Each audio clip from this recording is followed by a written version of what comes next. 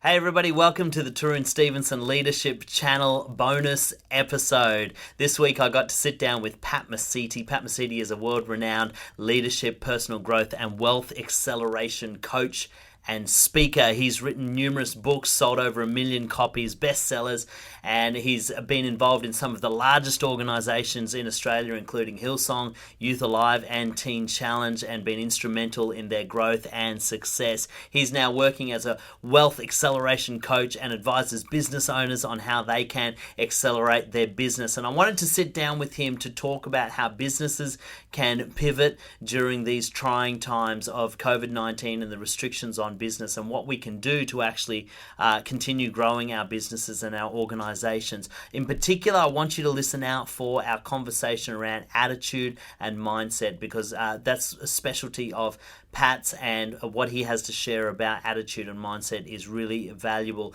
Unfortunately, during the interview, we had some internet dropouts and glitches, so I've had to edit the video up a little bit. You may notice that there's a few spliced scenes in there, but that's just to deal with the internet dropouts. But I didn't want to waste the episode because what he shares is really valuable. So I hope you get heaps out of it, and I hope you enjoy it heaps, the bonus episode.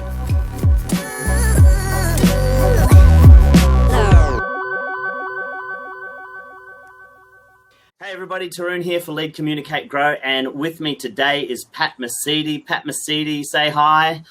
Hey Tarun, great to be on the podcast with you today. So for people that have never met you before, why don't you tell us just a little bit about Pat? Who are you, what do you do, and maybe something interesting that we don't know about you. But right now I teach in personal development, I teach in business formats, I teach on wealth creation, strategies, help people become authors, speakers, coaches, and I've written 9 bestsellers, which have sold probably 1 million copies globally. Right. Not bad for a little Aussie author, and for a guy that couldn't Not really bad speak. at all. You couldn't really read and write as a kid, so And I've heard you say fun. that a couple of times, and I find that hard to believe because, when I hear you speak and when I've read your books, you are very articulate, you have a way with words, and for somebody who grew up struggling with words, I think it's it certainly doesn't show, that's for sure. Look, I had a mouth on me. The words back then were probably words that I couldn't use today, but I always had a mouth on me, that's for sure. But I just had to find a way, and I think a lot of times what we do as leaders, we've got to see it as a calling and as a gifting, and you'll do better if you function in your gift. You can teach a monkey a skill. Yeah. You can teach an elephant to lift his leg, but you can't teach him an attitude. Yeah. An elephant can lift his leg and still be miserable, and we're in the circus. And right. I find a lot of people today they do functions, but they're miserable, and it doesn't help, especially in this environment right now. Yeah, for sure. And look, I think you raise a really interesting point, is how your attitude affects what you're experiencing. I mean, life goes sideways for all sorts of reasons. Sometimes it goes sideways personally. Sometimes it's health. Sometimes it's things we don't even plan for. And I guess now is a perfect example of that, when nobody planned for it. Many, many businesses and organizations have suffered greatly. But I personally believe that there are 2 types of people in these kinds of situations. There are people that seem to come out of it doing really well, and there are some people that it absolutely devastates them and they never recover. What do you think that really comes down to? What distinguishes 2 types? There's actually the third person as well, Tarun. That's a person that's always done. Well, that's a person that's always done nothing, waiting for an excuse, and happy to get double the dole. Right. Okay. Fair enough. I was looking at statistics today. Gambling has grown 67%. 67%. Right? Alcohol, 68%, something like that. Wow. Ridiculous statistics. But look, I think in these environments, a couple of things you got to work out. Number one, what can I control, and what can't I control? I can't control whether people follow the rules. I can't control whether this is going to end. I can't control who started this. And I can't control whether they should be punished for it. I can't control what my neighbours do. I can't control what the authorities do. What I can control is my mindset. I can control, am I going to pivot and change? I can control my reactions. I can control my obedience to what needs to be done. And I've got to go inside for that. A lot of things that are outside of you, you're not going to control. We know this in business. We know this in life. We aren't responsible for what happens out there. We're responsible for what happens in here. And sure, it is difficult out there. And, right now, I believe that with this coronavirus, the cure is causing more deaths than the problem. Right. How many? 8,670 men committed suicide last year. And that's without this. How many people out there right now? We're not hearing these statistics. And this is why, for me, I have my own little ideas on what's going on and why it's going on.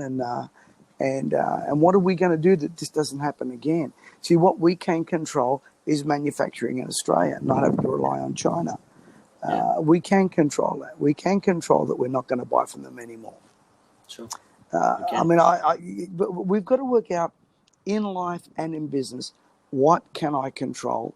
What can't I control? And the first thing you've got to get right is you've got to work on your headspace.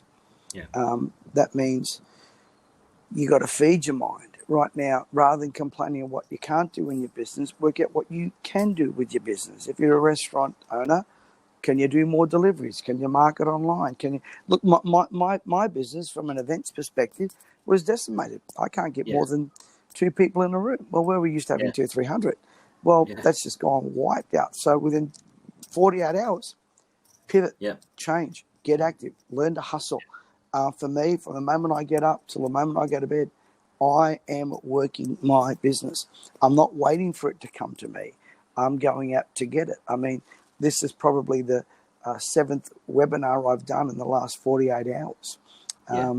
And because the world is changing. Now, and I'll let Justin ask a question but in a minute, but once we've changed, just realize, what every business owner get there, we're never going to go back to what it was. If you think that they're going to, roll back everything, forget it. It's not going to happen. And once things are instigated, hard to roll them back. And I'm glad you mentioned that, because I think we've got to acknowledge that these kinds of things reshape our whole society and our whole culture in ways that never return. I mean, you look at the history books, you look at World War II, and how that just completely reshaped the way that we do life. And we're going through something that is, I think, a world-changing event. And we've got to recognize that we can't go back to the way we did things. I remember I was on tour when lockdown started to happen, and I did my last seminar in Canberra, and I landed in Brisbane, and I was walking up the causeway. I looked out the window and I saw dozens and dozens of planes that had been parked, and that you never normally see that many planes of an evening. And I said to myself, things are changing. That was my moment where I realized, okay, this is going to upturn everything. And what do you say to the person when they have those moments? I mean, we've probably all had that moment where we realize things won't go back to normal. What's the internal process? You talked about feeding yourself, and I think that's really important, making sure you're listening to people that are going to build you up. One of the reasons I started this whole conversation is because I want to talk to people who are going to feed us with the right kind of attitude and right kind of mindset. But what are some other things you can do beyond feeding yourself internally to manage that moment, if you like? Look, I think businesses and leaders have to prepare to hit the ground running. What are you going to do now? Life after. Look, there will never be life after Corona. Look, it's not like the flu. You're never going to get rid of it. I don't care what they say. You're not going to do that. It's impossible. We'll learn to manage it, which sadly they're not learned to managing it. Zip my mouth. There were ways and things we could have done things, in my opinion, better. However, I'm not a government leader, so I'm not the leader of the country. But I think you've got to learn to prepare for a future. What's my future look like now that it's not going to be the same? What's my business going to look like now it's going to be the same? Well, okay, if you're a salon owner, you're only allowed X amount of people. Okay, well, how do I maximize my business? What can I do? Can I pivot my business to have my staff go out and work with people in their homes? Can I establish my salon a little bit different with all the restrictions that we've in place? It's the same thing. People learning to work from home. It's really good if you love working from home. It's really bad if you just bought a commercial building. Yeah, absolutely. You're in deep doo-doo. And we've changed our business model a long time ago. We told people for years, get online, get on webinars. Now everyone's trying to catch up. Yeah. And so you got to look at life beyond that. I think it was Freddie Fittler, the New South Wales coach. I was watching him on a football show. He goes, yeah, but we're never going to get rid of this. So what's our life look like afterwards? And it was a great statement, because it's like the flu. Forget it. You're always going to have it. Right. Sure. Learning to think beyond that and learning to plan beyond that. And that's emotionally disturbing. Yes. Because change is not easy for people, especially when you're doing well and then bang, you get sideswiped. It's like, wow, I just got married. Bang, my wife has cancer. Yeah. You got to learn to pivot, change, adjust, analyze, get your emotions in check. And by the way, that's really easy to say. But it's bloody hard to do. And making sure that you're trying to be strategic more than you are emotional. All the emotional verbiage talking to the TV won't help. It'll raise your anxiety levels. It'll make you feel good, but it's not going to change anything out there. So, prepare for the future. Get to a place where you're going to hit the ground running. So talk to me more about that process of, managing the emotion, because I think you and I are both on the same page, where as speakers and as coaches, often we tell our audiences things that they should do, but then it's a whole other story when you have to do it yourself, when you're alone and there's no audience and you're sitting at home. What's the process of managing that emotion well so that it doesn't overcome you? For somebody that's never done it and never taught on it, how do you actually take the step of managing your emotions in healthy ways? Look, I've probably hit the trifecta when number one, I'm an emotional person as it is. Yeah. Number two, I'm a very opinionated person. Number three, I'm Italian. So, and sometimes I'm just angry. Other times I'm sad. Other times I'm a little bit confused. Other times I'm really scared. Other times I think, wow, this is a great day. Other times I go, wow, it's nice being at home, not travelling. Other times I go, get me the hell out of here. I got a boat and a jet ski sitting out there, and they tell me I can't use it because of social distancing. Right. Well, you can't get more socially distanced than a person on his own on a jet ski in the middle of the water. Can someone explain that to me? Because I don't get it. So I kind of go, who the frick came up with that one?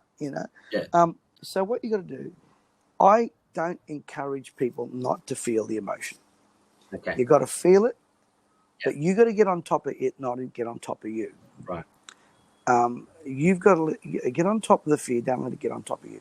You're not going to think clearly, and you're not going to think strategically if you're in a melting pot of emotion gone crazy. You got to watch your alcohol intake. You got to watch. You're walking. I mean, this morning I went for a walk. This morning I was on the phone to you, going for a walk, doing things that I've got to try and do to keep my mind active. I think the other thing is gratefulness. Rather than thinking of what you don't have, what do you have? What are you grateful for? Are you praying? Are you meditating? What are you doing to get your mind active outside of the four walls? What are you doing besides? First, the other thing is I'd stop watching the damn news. That's one of the things 100%. I would do. They are majoring on drama. The news media are loving this. Firstly, they created half of the problem anyway, and the drama, and they ought to be held to account for it, because you never hear recovery rates. You never hear, we're flattening the curve. Yeah, you're flattening the curve, but you kill the economy. I mean, how's that work? Sure. You flatten the curve, but you got more men committing suicide. So, and these are real things. Right now, there's a groundswell of anger among people. I'm telling you right now, and people got to learn to feel that, but you just can't go there. And again, it gets back to what can I control? What can I control? What can I do actively to keep my mind, my body, my soul, my spirit up, and be creative out there. The way you can fix your emotions, be creative, be proactive. What can you do? What can you study? What business can I start? If someone out there they've just got the dole, they doubled the dole on people, and all this. Well, what are you doing with that money? Why don't you try and invest in a small business or do something like that? So great.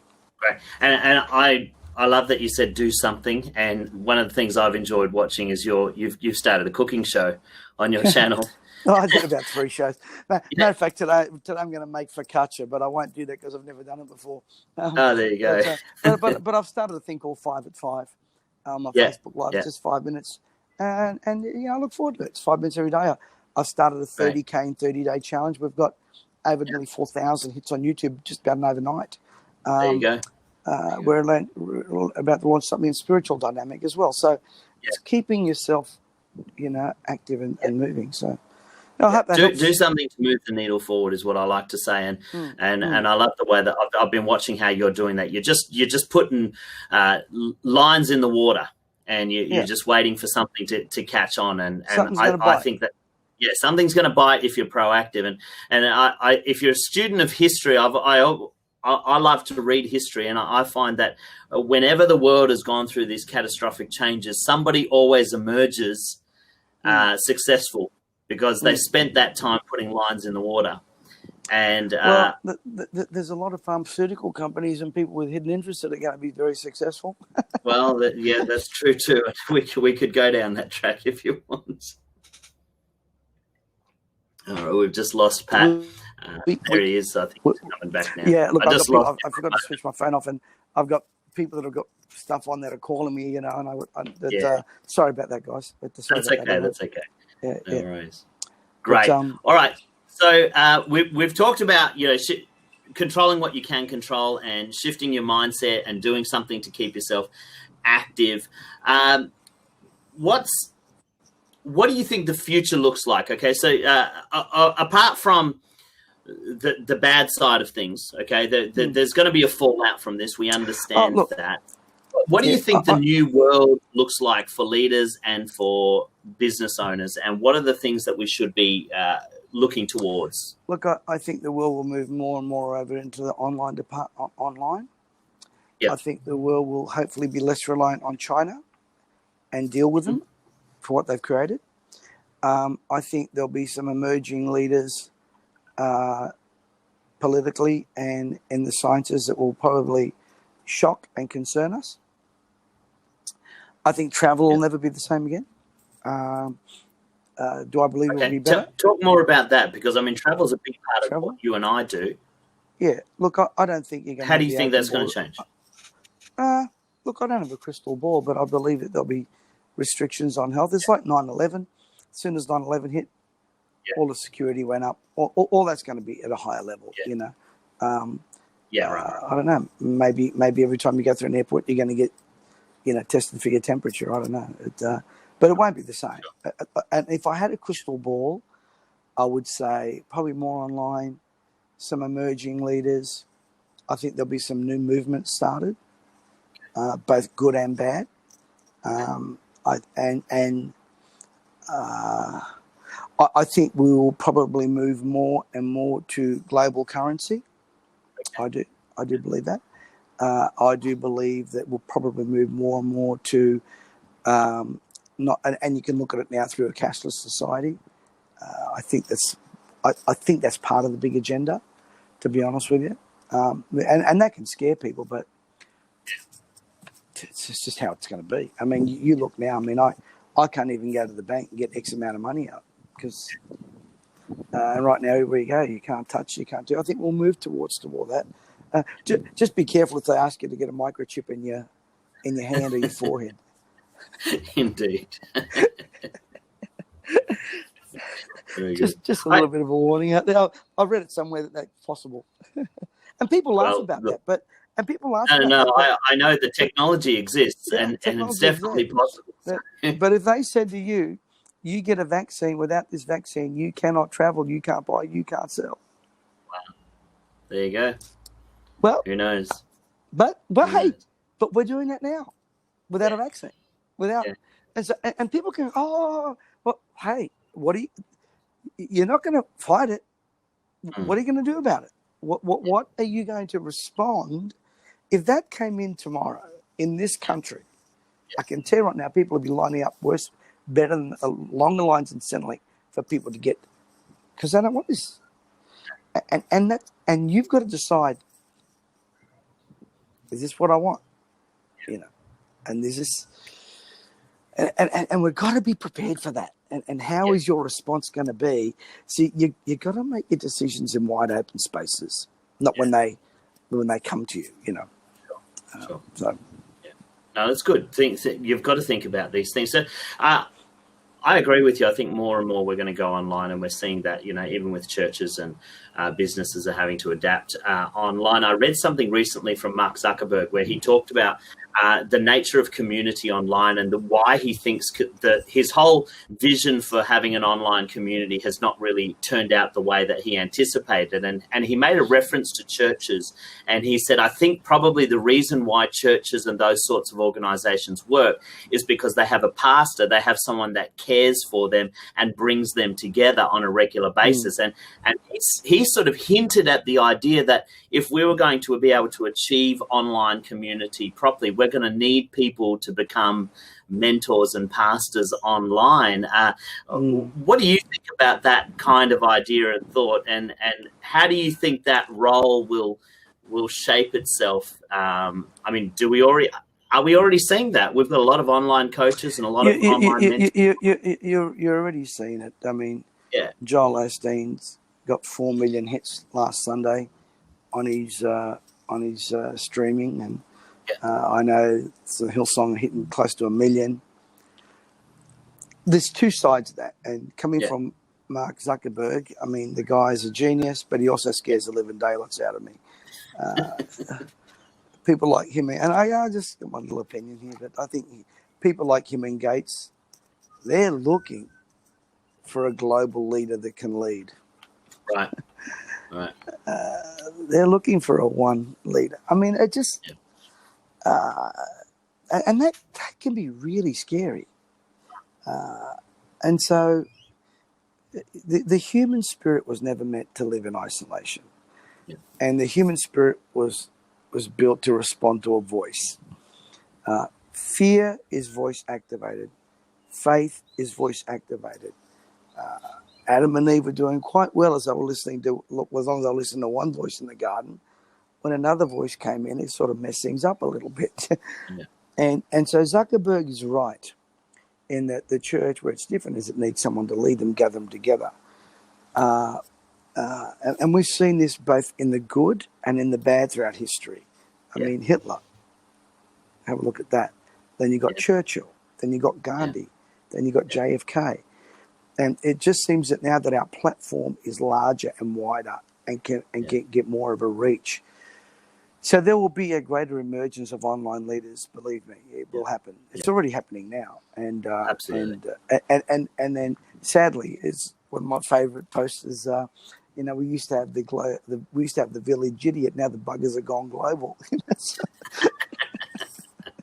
Absolutely true. Anyway, Tarun, but got time for one more, Tarun. We've got these back-up webinars. All right, fantastic. Well, you know what? What I'm going to do is I just want to close it out with, if anybody wants to find out more about what you're doing and just maybe follow the work that you're doing. I know you're making a lot of changes and you're innovating through this process. Where can they find you?